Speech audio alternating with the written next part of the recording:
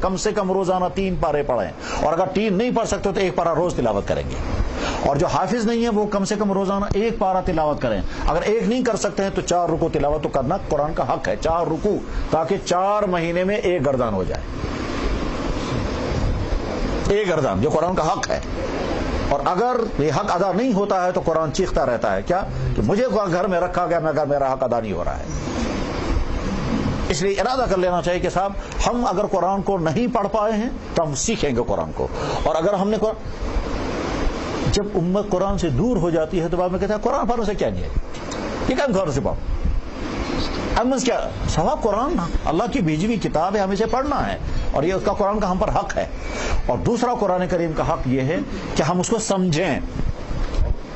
فہم قرآن، پہلا قرآن حق ہے قرآن کا تعلیم القرآن، دوسرا ہے تلاوت قرآن. معمول بنانا چاہیے تلاوت کرنے کا، اور تلاوت کرنے کے اصول ہیں، آداب ہیں، طریقہ ہے اس کا کہ باقاعدہ اہتمام کے ساتھ باوضو ہو کر کے رو بقبلہ بیٹھ کر اس کو محترم جگہ پر رکھ کر اور ہاتھ میں لے کر پھر کہنا یا اللہ یا آپ کا کلام ہے جس میں لکھا ہوا ہے، یہ کسی انسانی کا کلام نہیں ہے. پھر ایک مرتبہ آنکھوں سے لگا کر منہ سے چوم کر پھر احترام کے ساتھ آواز بلند آواز کے ساتھ تلاوت کرنی چاہیے. جس گھر میں قرآن کریم کی تلاوت ہوتی ہے اس گھر میں رحمتیں برکتیں نازل ہوتی ہیں، حتیٰ کہ فرشتے قرآن سننے کے لیے جمع ہوتے ہیں. صحابہ میں سے ایک صحابی ہیں اسید ابن حضیر، ان کا نام ہے اسید ابن حضیر، حضیر زاد سے ہے. وہ رات کو تلاوت کر رہے تھے. صحابہ تو تلاوت کرتے تھے نمازوں میں، وہ رات کو تلاوت کر رہے تھے تو پاس میں گھوڑا تھا، وہ بدکنے لگا.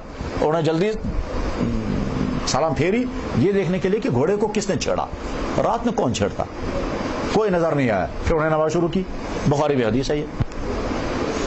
تو پھر جب نماز شروع کی تلاوت کرنے لگے تو پھر وہ گھوڑا بدکنے لگا.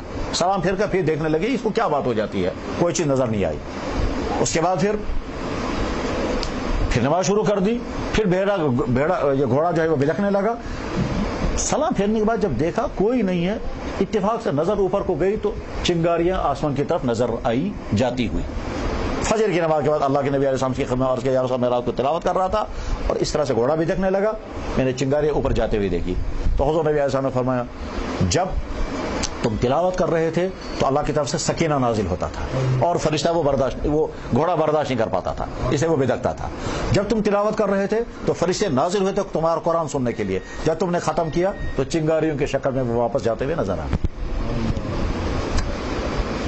فرشتے کچھ عبادتیں کر سکتے ہیں، کچھ نہیں کر سکتے. جو عبادتیں نہیں کر سکتے ان میں قرآن کریم کی تلاوت بھی ہے کہ وہ تلاوت نہیں کر سکتے، اس لیے وہ بہت شوق و ذوق کے ساتھ تلاوت سنتے ہیں کہ جب تلاوت کی جاتی ہے تو اس لیے مزہ لے کر کے تلاوت کرنی چاہیے. اور جب مزہ لے کر تلاوت کی جائے گی تو ایک وقت آتا ہے کہ قرآن پھر اپنی لذت عطا کر دیتا ہے. پھر جب لذت قرآن کی مل جاتی ہے اتنا مزہ آتا ہے پڑھنے میں جس کا ہم اندازہ نہیں کر سکتے. قرآن کی تلاوت کی لذت اور قرآن کے سننے کی لذت کا ہم اندازہ نہیں کر سکتے. جب وہ مزہ آنے لگتا ہے تو بس وہ کیفیت ہی کوئی دوسری ہے. ہاں سمجھنے کے لیے ہم یہ کہہ سکتے ہیں کیا جو لوگ یہ گانا گاتے ہیں اور سنتے ہیں وہ رات شاسن گیاون تو اچھن تھا کا ٹھیک، صبح ہو جاتی ہے گلا ہوتا ہے رات جلدی ختم کیوں ہو گئی، دوپہر تک تو اتراوا. نہ تھکتے ہیں، نہ گانے والا تھکتا ہے نہ سننے والے تھکتے ہیں. پتہ چلا کلام میں لذت ہوا کرتی ہے. ہمارے بزرگوں میں سے گزرے حضرت مولانا محمد یوسف بن نوری رحمہ اللہ تعالیٰ، یہ شاگرد تھے علامہ انور شاہ صاحب کے. ان کے حالات زندگی میں لکھا ہے، کراچی میں رہتے تھے وہ، وہیں وفات ہوئی ہے. ان کے حالات مولانا تقی عثمانی صاحب ان کے شاگردوں میں سے ہیں. ان کے حالات زندگی میں لکھا ہے کہ ایک دفعہ ایک بہت اونچے درجے کے قاری اچھی آواز والے ان کے یہاں ملاقات کرنے کے لیے آئے رمضان میں. تو مولانا نے فرمایا قاری صاحب بہت اچھا کیا آپ نے ملاقات کرنے کے لیے آئے، بہرحال ہم بیٹھیں گے باتیں کرتے رہیں گے، تھک جائیں گے تو سوئیں گے. آپ آئے ہو، ملک بھر میں آپ کے قرات کی گونج ہے، پوری دنیا میں تم کو بلایا جاتا ہے قرآن سننے کے لیے. اب آج ہمارے گھر میں آؤ، چلو قرآن پڑھنا شروع کر دو، تم پڑھو میں سنتا ہوں. انہوں نے کہا حضرت ٹھیک ہے جب آپ کا حکم ہے. اب جب پڑھنا ہی ہے تو ہم نماز میں پڑھیں گے. کہنے لگا حضرت ٹھیک ہے. تراویح ختم کر چکے تھے تو اب انہوں نے آخری دن تھا، ملاقات کے لیے آئے تھے وہ اپنے شیخ کے پاس. انہوں نے کہا آخری دن چلو تراویح میں پڑھتا ہوں.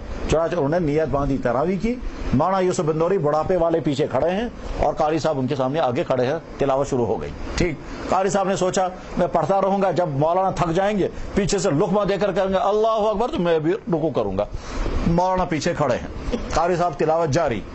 ایک پارا، 2 پارا، 10 پارے، 20 پارے، 30واں پارا، یہاں تک کہ کلوز بے فلق تک پہنچے، اور اس کے بعد پہلی رکعت کا رکوع کیا، ایک سورت باقی رہ گئی، دوسری رکعت کے لیے جب کھڑے ہو گئے تو پڑھا قل اعوذ برب الناس اور سلام پھیر دی. سحری کا وقت ختم ہونے کے قریب تھا، ساری رات کھڑے ہیں، آگے قاری صاحب، پیچھے بوڑھے انسان. پتہ نہیں ممکن ہے کہ جی ہاں ممکن ہے، ہمارے اور آپ کے لیے ممکن نہیں، اس لیے لگتا ہے خبر یہ آہستہ گمت کننا عشاء پوچھتے کننا، لیکن وہ لڑکے جو رات کو نیٹ پر بیٹھتے ہیں صبح ہو جائے گی کچھ پتہ نہیں چلتا کہاں ہیں، ٹھیک، اور جو رات کو قوالیاں شروع ہوتی ہیں صبح ہو جائے گی پتہ ہی نہیں چلتا ہے رات کیسے گزر گئی، جو رات کو گانے کے لیے بیٹھتے ہیں ساری رات گزر جاتی ہے، پتہ ہی نہیں چلتا ہے رات کیسے گزر گئی. جب یہ سب ہوتا ہے اور یقیناً ہوتا ہے کیونکہ لذت آتی ہے، اور لذت کے بعد پھر آدمی کو وقت گزرنے کا احساس، اسی طرح سے اس میں بھی ہے. حضرت عثمان ابن عفان رضی اللہ عنہ تلاوت کھڑی ایک رات میں پورا قرآن پڑھا. حضرت فاطمہ رضی اللہ عنہ نے ایک مرتبہ تلاوت شروع کی، عشاء کے بعد کا 2 رکعت نماز پڑھوں گی پھر سو جاؤں گی، 2 رکعت نماز پڑھوں گی پھر سو. اتنا لطف آیا پڑھتے پڑھتے کہ فجر کی اذان ہو گئی، سلام پھیرنے کا، یا اللہ آپ کی رات کتنی چھوٹی ہے، فاطمہ کی 2 رکعت بھی نہیں ہو سکی. لذت کی بات ایسی. تو تلاوت قرآن کریم کو لذت کے ساتھ جب پڑھیں گے تو کچھ وقت گزرنے کے بعد پھر قرآن کی تلاوت کی لذت آتی ہے. اس لیے آواز کے ساتھ پڑھنے کا حکم دیا گیا، آواز سجا کر پڑھنے کا حکم دیا گیا. ساتھ میں یہ بھی فرمایا گانوں کی آواز مت کرنا، اقرأوا القرآن بلحون العرب، عرب کے لہجوں کے ساتھ قرآن پڑھو. عجمی لہجوں کے ساتھ، گانوں کے لہجوں کے ساتھ قرآن پڑھنے سے منع کیا گیا، ورنہ ہم نہ جانے کن کن موسیقیوں کے ساتھ قرآن کو پڑھا لیکن نہیں. تو تلاوت قرآن کریم دوسرا حق ہے. تیسرا حق ہے فہم قرآن، قرآن کو سمجھنا. اس قرآن کو سمجھنے کے اب 2 ذریعے ہیں. ایک ذریعہ جو صحیح اصلی ذریعہ ہے وہ یہ کہ عربی زبان کو پہلے اتنا پڑھا اور سیکھا جائے جس کے نتیجے میں براہ راست قرآن کا ترجمہ کر سکیں، یعنی نحو، صرف، عربی گرامر اتنا پڑھا جائے کہ اس کے بعد ہم خود قرآن کریم کے اعراب کو سمجھ سکیں، یہ زیر زبر لگتی کیوں ہے، ترجمہ کیا بنتا ہے، جو اصول ہے دنیا کا کسی زبان کے سمجھنے اور پڑھنے کا، وہ اصول اپنا کر کے عربی زبان اتنی قابلیت پیدا کی جائے کہ آپ بھی خود قرآن کے ترجمہ کرنے لگے. جن لوگوں نے ترجمہ کیا اس ترجمے کو چیک کرنے لگے، اتنی صلاحیت جب پیدا ہوگی تو اس کو کہتے ہیں فہم قرآن کا طریقہ اصلی یہ ہے. اور عام مسلمان چاہے وہ دنیاوی اعتبار سے تعلیم یافتہ کیوں نہ ہو، یا دکاندار ہو، یا بزنس مین ہو، یا کسی اور شعبے سے وابستہ ہے، اگر وہ اس کو ہم کہیں گے چلو جی مدرسے میں سارا گرامر پڑھو، تو اب وہ تو زندگی کی اس سٹیج پر پہنچا ہے کہ وہ یہ کر نہیں سکتا. تو ان کے لیے فہم قرآن کا سب سے بہترین طریقہ ترجمہ قرآن کی مجلس، جس کو درس قرآن کہتے ہیں. چنانچہ ہمارے بزرگوں کا ایک طریقہ یہ بھی تھا کہ وہ عوام کے لیے درس قرآن کی مجلس شروع کرتے تھے. ہمارے استاد بھی ہم سے ہمیشہ تاکید کر کے، اس وقت ہمارے استادوں میں سے حضرت مولانا سید احمد پالن پوری ہے، انہوں نے باقاعدہ درس میں فرمایا کہ قرآن پر امت کی طرف سے ظلم ہو رہا ہے، اتنا بڑا ظلم اور کسی کتاب میں جتنا قرآن پر ہے. کیا نہ ہم پڑھنے کو تیار ہیں، نہ تلاوت کرنے کو تیار ہیں، نہ سمجھنے کو تیار ہیں، اور علماء درس ترجمہ کرنے کو بھی تیار نہیں ہیں. اس لیے اپنے یہاں جا کر کے باقاعدہ ترجمہ قرآن کی مجلسیں قائم کرنا اور روزانہ درس قرآن کا سلسلہ قائم کرنا. وہ مسلمان کے جو اب اپنی دنیاوی مشاغل میں ہیں، وہ بزنس میں ہیں، وہ ملازمتوں میں ہیں، کم سے کم آدھ گھنٹہ، پون گھنٹہ، 1 گھنٹہ وہ آپ کی مجلس میں رہیں گے اور قرآن کریم ترتیب کے ساتھ درس دیا کرو، ایک ایک آیت کا، اس ایک آیت کا ترجمہ، اس کی مختصر تشریح، اور اس کے نتیجے میں امت قرآن کے ساتھ جڑی رہے گی. یہی ہے وہ درس قرآن کا سلسلہ. چنانچہ ہمارے بزرگوں میں سے بعضوں کے درس قرآن بہت مشہور تھا اور اس کے الگ الگ طریقے تھے. جیسے کہ حضرت مولانا احمد علی لاہوری رحمہ اللہ تعالیٰ لاہور میں تھے، ان کے درس قرآن کے کئی انداز تھے. ایک درس قرآن ان کا انداز تھا وہ 1 مہینے میں ختم کر دیتے تھے. رمضان میں درس قرآن ہوا کرتا تھا، 1 دن میں کئی گھنٹے لگاتار وہ درس دیتے تھے، 1 پارہ ختم کرتے تھے. تو ایک پورے رمضان کے اس میں علماء شامل ہوا کرتے تھے، عوام نہیں، وہ عوام کے سمجھ میں بھی نہیں آتا تھا، وہ اس انداز کا درس ہوا کرتا تھا. دوسرا درس ان کا عوام کے لیے ہوتا تھا، وہ سال ہر سال چلتا رہتا تھا. اور ایسا بھی درس ہوا ہے کراچی کے اندر کہ جو 40 سال چلتا رہا اور صرف سورہ بقرہ ختم ہوئی. سورہ بقرہ اور 40 سال، اور اس کا کچھ حصہ چھپ بھی گیا ہے. کیا اس شخص نے بیان کیا ہوگا کہ صرف سورہ بقرہ پہ وہ تقریر کرتے رہے اور 40 سال. یقیناً قرآن کے علوم اتنے زیادہ وسیع ہیں. سیدھی بات کہ جب ہم کہیں گے الحمد، اب پہلے اس الحمد پر بحثیں کرنی ہے. الحمد ہوتا کیا ہے، حمد اللہ ہی کی کیوں ہے، ہم کا اللہ کے کرنے کے طریقے، رب ایک ایک لفظ پر 1 ہفتے تک گفتگو ہو سکتی ہے. بہرحال یہاں انہوں نے ارادہ کیا کہ ترجمہ قرآن کی محفل شروع کرنے کا. اس میں جو حضرات شرکت کریں گے وہ پابندی کا اہتمام کریں، وقت طے کر ہو جانا چاہیے، اس سے زیادہ وقت نہیں لگنا چاہیے، کیونکہ جو لوگ شریک ہوں گے ان میں سے بعضوں کو کالج جانا ہوگا، بعضوں کو بزنس کے لیے دکانوں پہ جانا ہوگا، بعضوں کو اپنی ڈیوٹیوں پر جانا ہوگا، تو اس لیے ٹھیک وقت کی پابندی کی جائے اہتمام کے ساتھ، اس میں پڑھنا بھی آ جائے گا، قرآن سمجھنا بھی آ جائے گا، اور تشریح بھی ایسی کی جانی چاہیے کہ جو ان کے فہم کے مطابق ہو، ایسی باتیں سامنے نہیں آنی چاہیے جن کی ضرورت کی نہ ہو، مزاج کو سامنے رکھ کر کے، معلومات کی سطح کو سامنے رکھ کر کے، جذبے کے ساتھ قرآن کریم کا درس اگر یہ چلتا رہا تو انشاءاللہ اس کے بڑے برکات نکلیں گے، اس کے بڑے اثرات نکلیں گے، اس کے نتیجے میں انسان کے دینی مزاج کے اندر پختگی آتی ہے، اعمال اخلاق یہ جو ہیں عقائد درست ہو جاتے ہیں، اعمال کا شوق پیدا ہونے لگتا ہے، گناہوں کی نفرت آنے لگتی ہے، دین پر چلنے کی ہمت پیدا ہو جاتی ہے۔ ایک مسلمان ہے جو چاہتا ہے دین پر چلوں پر چل نہیں پاتا، کوئی اس کے اندر خامی ہے، اس خامی کا علاج جہاں دوسرے کئی ہیں ان میں سے ایک درس قرآن بھی ہے، کہ قرآن جب آدمی پڑھتا ہے، سنتا ہے، قرآن کی محفل میں رہتا ہے تو اس وقت کیا ہوتا ہے، اس کی نظر قرآن پر، اس کے ہاتھ میں قرآن، اس کی کانوں میں قرآن کی آواز، قرآن کی تشریحات، تو یہ سارا مل کر کے اس کی ایمان کے اندر قوت پیدا کر دیتا ہے۔ اس کے بعد پھر عقائد درست ہو جاتے ہیں، اعمال کا شوق پیدا ہو جاتا ہے، گناہوں کی نفرت دل میں آتی ہے، دیندار بننا آسان ہو جاتا ہے۔ بہرحال یہ تو مدرسے کے بچوں کے لیے درس قرآن نہیں ہے، مدرسے کے بچے تو وہ تو کچھ ناظرہ پڑھ رہے ہوں گے، کچھ حفظ کر رہے ہوں گے، کوئی گرامر پڑھ رہے ہوں گے، وہ تو آگے چل کر خود ہی یاد بھی کر لیں گے، پڑھ بھی لیں گے، صحیح بھی پڑھ لیں گے۔ اور ہمارے یہاں تو کشمیر میں پہلا مسئلہ یہ کہ قرآن صحیح پڑھنا ہی پہلے نہیں آتا تھا، اور جب قراءت کے ساتھ جہاں قرآن شروع ہو گیا تب ایک شخص نے کہا تھا تب آج پتا چلا یہ ہے وہ قرآن جو حضرت جبریل لے کر کے آئے تھے، آج تک ہم کچھ اور ہی پڑھتے تھے، وہ انداز ہی کچھ اور تھا۔ اگر سچ پوچھا جائے تو یہاں کے بے شمار امام جن بیچاروں کا اچھا ایک زمانہ کشمیر کی تاریخ میں اتنا روشن دور رہا ہے، یہاں باقاعدہ علم قراءت کے مدرسے تھے، مدرسہ دارالقراءت یہاں کوئی ماران میں تھا، اس میں قراءت ہی پڑھائی جاتی تھی، اور صرف قاری اس میں پیدا ہوا کرتے تھے، بہت عظیم الشان علماء تھے، عظیم الشان قاری ہوا کرتے تھے، لیکن وہ سلسلہ آگے چل کر کے رک گیا جب یہاں ظلم کا دور شروع ہوا۔ پہلے وہ چک خاندان کا ظلم آیا، پھر اس کے بعد ڈوگروں اس کا سکھوں کا ظلم آیا، پھر ڈوگروں کا ظلم آیا، تو وہ مدرسے بھی ختم ہو گئے، وہ علماء بھی رخصت ہو گئے، اور پڑھنے پڑھانے کا سارا سلسلہ ختم ہو گیا۔ پھر بعد میں ہمارے ان پیروں نے مہربانی کی، 3-4 چیزیں بچا کر کے رکھی، وہ بیچارے ایک تو نماز پڑھاتے تھے، اور ایک ختم شریف پڑھتے تھے، اور نکاح پڑھتے تھے، جنازہ، بس ان څور کام تھا وہ پیرو ریٹ غنیمت۔ بعض ہم کہتے ہیں نہ اس کا یہ نہیں بات تھی، لیکن یہ بھی غنیمت، ان 4 کاموں کو بچا کر کے رکھا اور دور یہاں تک پہنچا۔ ورنہ تو صورتحال یہ تھی اگر یہ 4 بھی نہ ہوتے تو کچھ نہیں بچتا۔ چاچو اس کا نتیجہ ہے آج بھی بے شمار علاقے ایسے ہیں جہاں لوگوں کو کلمہ یاد نہیں اور کوئی فکر بھی نہیں ہے۔ ابھی پچھلے سال یہاں ایک لڑکا ملا تھا جو اس سے جب پوچھا گیا آپ کی تعلیم کیا ہے، کہنے لگا میں نے گریجویشن کی ہے، تو کلمہ یاد کیا ہے، کہنے لگا ابھی اس کی فرصت نہیں آئی۔ اس نے سوچا یہ کوئی بہت لمبی چیز ہے جو یاد کرنے کی ہے، اس نے کہا مجھے بھی فرصت نہیں۔ امت یہاں تک پہنچ رہی ہے۔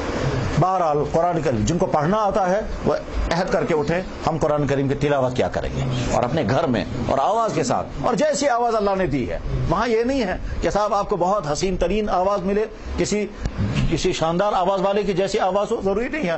اللہ نے کسی کو بہت زیادہ اچھی شکل دی ہے، کسی کو اپنے فیصلے کے مطابق کم تر درجے کی شکل دی ہے، کسی کی آواز کس قسم کی ہے، کسی کی آواز کس قسم کی ہے۔ صحابہ میں بھی ایسا ہی تھا۔ حضرت ابو موسیٰ اشعری رضی اللہ عنہ تلاوت کرتے تھے تو حضور نبی صلی اللہ علیہ وسلم فرمایا تم کو تو داؤد کی آواز ملی ہے، اوتیت مزمارا من مزامیر داؤد، تو اس کو داؤد کی جیسی آواز ملی ہے، ایسی آواز کہ جو پڑھنا شروع کرتے تو پرندے رک جائیں۔ آواز بھی اللہ کی نعمت ہے، اور آواز کے نتیجے میں آدمی کیا سے کیا کر سکتا ہے۔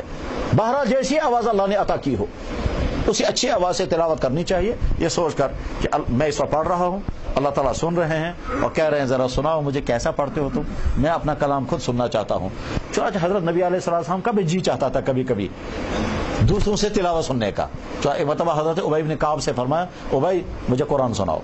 کہنے لگا حضرت آپ کو کیا قرآن سناؤں گا، آپ پر تو قرآن نازل ہوا ہے۔ تو حضور نے فرمایا نہیں، مجھے حکم دیا گیا ہے تم سے قرآن سنوں۔ مجھ سے؟ حضور نے فرمایا ہاں تم سے۔ اللہ نے کہا کہ ہاں، اللہ نے میرا نام لیا ہے۔ تو حضور نے فرمایا ہاں تمہارا نام لے کر کے کہا ابی سے قرآن سنو۔ تو ابی بن کعب رونے لگ گئے۔ ظاہر ہے بخاری بھی حدیث ہے، یہ رونے کی بات ہی ہے۔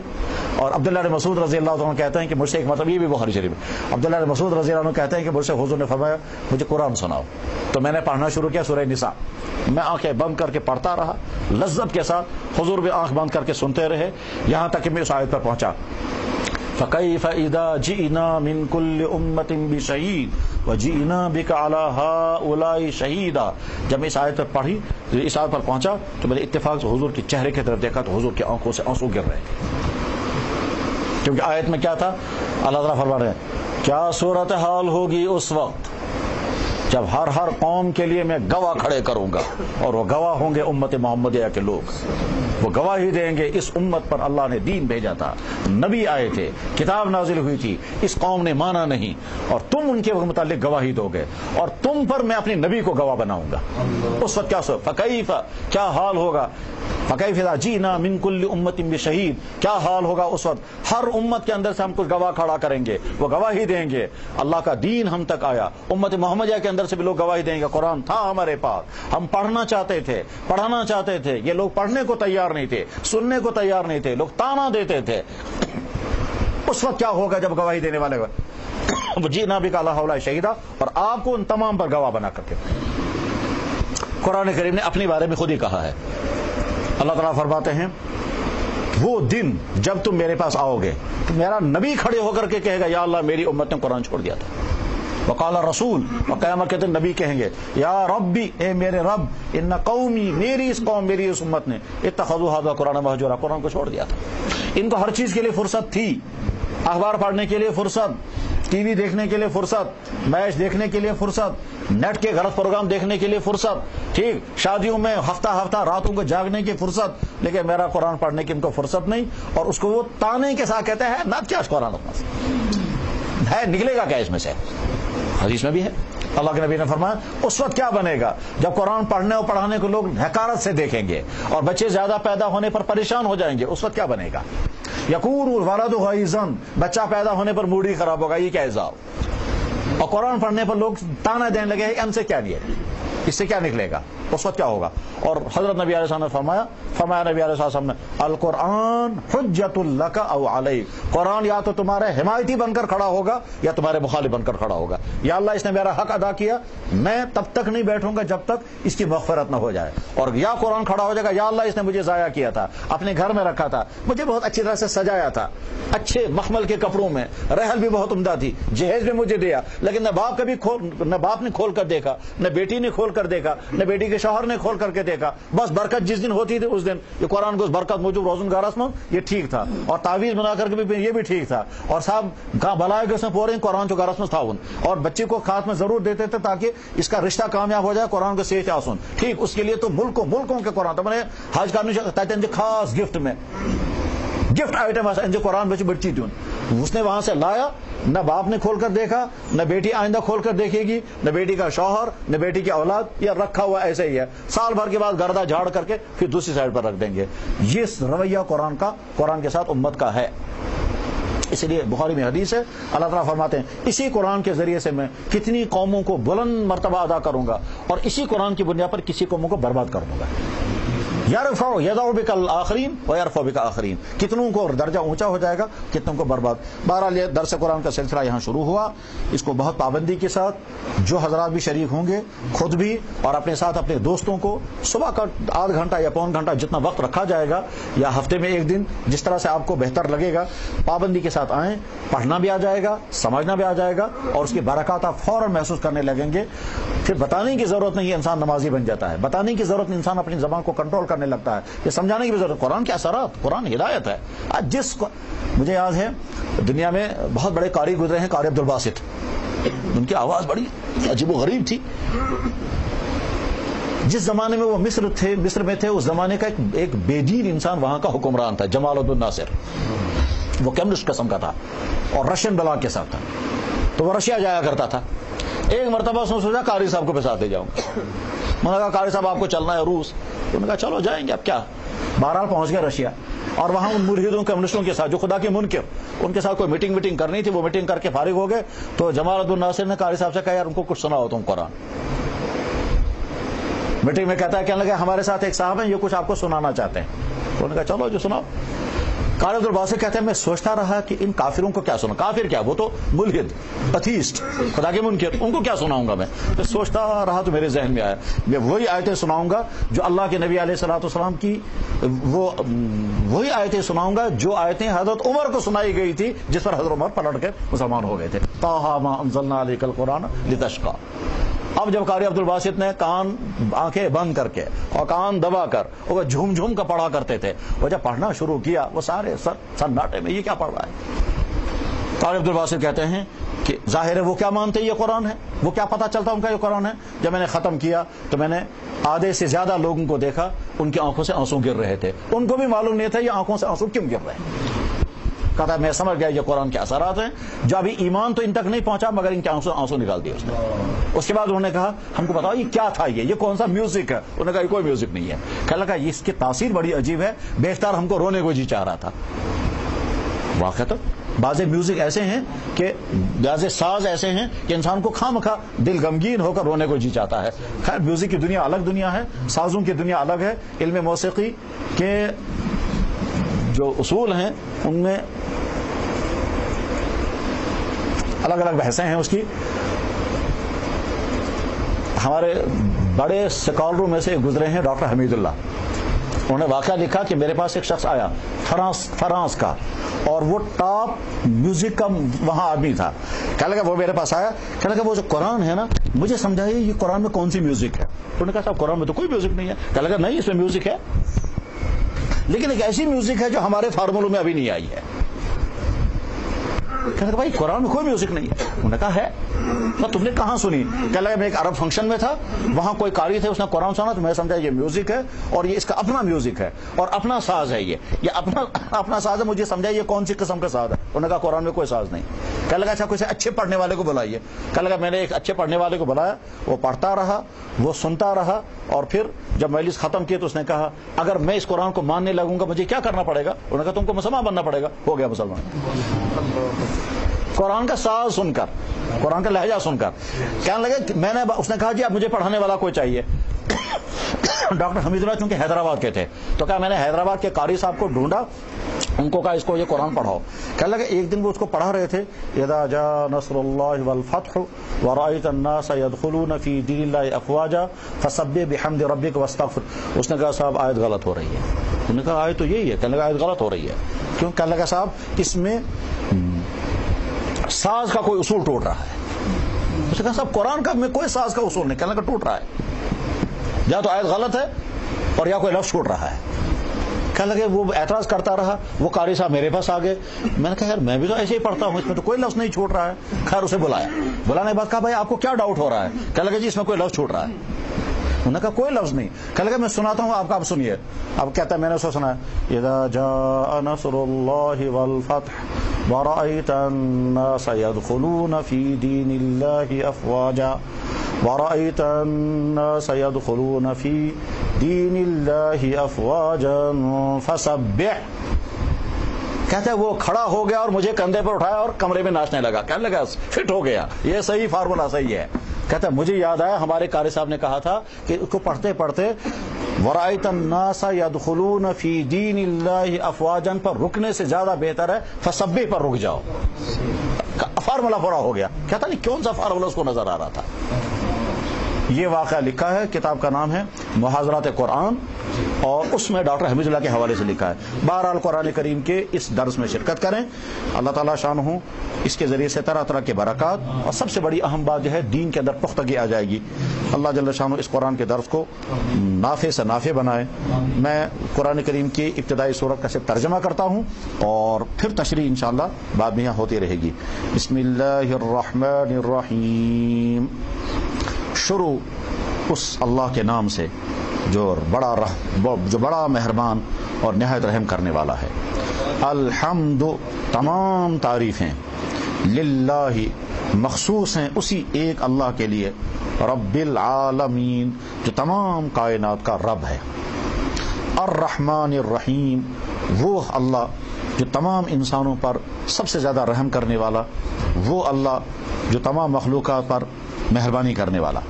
مالک یوم الدین وہی اللہ جو مالک ہے اس دن کا جس دن اعمال کا بدلہ دیا جائے گا، وہی اللہ جو مالک ہے اس دن کا جس دن انسانوں کا حساب لیا جائے گا، وہی اللہ جو مالک ہے اس دن کا جس دن انسانوں کے نام اعمال سامنے آئیں۔ ایاک نعبد، اے اللہ ہم صرف آپ کی عبادت کرتے ہیں، وایاک نستعین، اور صرف آپ سے مدد کے طلبگار ہیں۔ اہدنا الصراط المستقیم، اے اللہ آپ ہمیں سیدھا راستہ دکھائیے، سیدھے راستے کی ہدایت عطا فرمائیے۔ صراط الذین انعمت علیہم، ان لوگوں کا راستہ جن پر آپ کا انعام ہوا، غیر المغضوب علیہم ولا الضالین، ان لوگوں کے راستے سے ہمیں بچائیے جن پر آپ کا غضب نازل ہوا، اور ان لوگوں کے راستوں سے بھی ہمیں بچائیے جو گمراہ ہو کر تو سے دور ہو گئے۔ آمین برحمتک یا ارحم الراحمین۔ الحمدللہ الذی ہدانا لہذا وما كنا لنهتدی لولا ان هدانا اللہ۔ اللهم صل وسلم وبارک علی سیدنا ومولانا محمد وعلى آل سیدنا ومولانا محمد كما صلیت علی ابراہیم وعلى آل ابراہیم انک حمید مجید۔ یا ارحم الراحمین، یا اکرم الاکرمین، یا خیر الناصرین، یا خیر المسعودین، یا مجیب دعوت المستضین، یا ذا الجود والکرم، یا ذا الفضل والعطاء، یا ذا المن والاحسان، یا حنان و یا منان۔ یا اللہ آپ کا شکر ہے آپ نے ایمان عطا فرمایا۔ یا اللہ ہم اعلاناً کہتے ہیں، آپ کو گواہ بنا کر کے کہتے ہیں کہ ہم کلمہ پڑھتے ہیں، اشہد ان لا الہ الا اللہ واشہد ان محمد رسول اللہ۔ یا اللہ ہمارا ایمان ہے آپ کی ذات پر، آپ کے نبی پر، آپ کی بھیجی ہوئی اس کتاب پر، ان تمام باتوں پر جو آپ کے نبی نے بیان فرمائی۔ یا اللہ وہ تمام باتیں حق ہیں، ان پر ہمارا ایمان ہے۔ یا اکرم الاکرمین، یا ارحم الراحمین، اس ایمان کے اندر قوت عطا فرما۔ اس ایمان کے خلاف جو باتیں ہم سے ہو گئیں ان کے ہم معافی چاہتے ہیں، دل سے، دماغ سے، آنکھوں سے، کانوں سے، ہاتھوں سے۔ یا اللہ جس جسم کے جس حصے سے جو غلطیاں ہو گئی جو آپ کے ناراضگی کے سبب ہیں ان کے ہم معافی چاہتے ہیں، اور آئندہ ارادہ کرتے ہیں اپنے آپ کو ان تمام گندے کاموں سے بچائیں گے جس سے آپ ناراض ہوتے ہیں۔ ہمارا ایمان ہے یہ تیری کتاب حق ہے۔ یا اللہ اس کتاب کا حق ادا کرنا نصیب فرما، اس کتاب کا حق ادا کرنا نصیب فرما۔ یا اللہ اس کتاب کے پڑھنے کی توفیق عطا فرما، سمجھنے کی توفیق عطا فرما، عمل کرنے کی توفیق عطا فرما، اس کو دوسروں تک پہنچانے کی توفیق عطا فرما۔ یا اکرم الاکرمین، حقوق قرآن میں پہلا حق ہے اس پر ایمان لایا جائے۔ یا اللہ ہم اس پر ایمان لاتے ہیں۔ اس کے بعد قرآن کریم کا پہلا حق ہے یہ پڑھنا آ جائے، دوسرا حق ہے تلاوت آ جائے، یا اللہ تیسرا حق ہے سمجھ لیں، چوتھا حق ہے اس پر عمل کریں، پانچواں حق ہے دوسروں تک پہنچائیں۔ یا اللہ ہمیں ہمت اور صلاحیت عطا فرما ان پانچوں حقوق کو ادا کر سکیں۔ یا اللہ درس قرآن کے سلسلے کو یا اللہ مفید سے مفید تر بنا، یہاں کے تمام بھائیوں کو اسے فائدہ اٹھانا آسان فرما۔ یا اللہ سستی سے، کاہلی سے، غفلت سے، بے توجہی سے، ناقدری سے ان کی حفاظت فرما۔ یا اللہ رکاوٹیں تمام دور فرما، شیطان کے حملوں سے، نفس کے بہکانے سے یا اللہ حفاظت فرما۔ یا اکرم الاکرمین، ہم اپنی کوتاہیوں کو خود اعتراف کرتے ہیں، ہر کام کے لیے ہمارے پاس فرصت ہے، تیرا دین سیکھنے کے لیے یا اللہ ہمارے پاس وقت بھی نہیں، فرصت بھی نہیں۔ یا اکرم الاکرمین، یا ارحم الراحمین، ہماری ذہنی حالت کو بدل دیجئے۔ یا اکرم الاکرمین و یا ارحم الراحمین، کسی کہنے والے نے کتنی اچھی بات کہی تھی، تیری دعا ہے تیری آرزو پوری ہو جائے، میری دعا ہے تیری آرزو بدل جائے۔ یا اکرم الاکرمین، ہماری آرزویں جو دنیاوی ہیں وہ بدل دیجئے اور دینی آرزویں پیدا کر دیجئے، پھر ان کو پورا کر دیجئے۔ یا اکرم الاکرمین، یا ارحم الراحمین، تمام کوتاہیوں کو معاف فرما۔ جناب رسول اکرم صلی اللہ علیہ وسلم نے اپنی ذات کے لیے اور ساری امت کے لیے جتنی دعائیں مانگی ہیں وہ ساری دعائیں ہم سب کے حق میں قبول فرما۔ سبحان ربک رب العزۃ عما یصفون، سلام علی المرسلین۔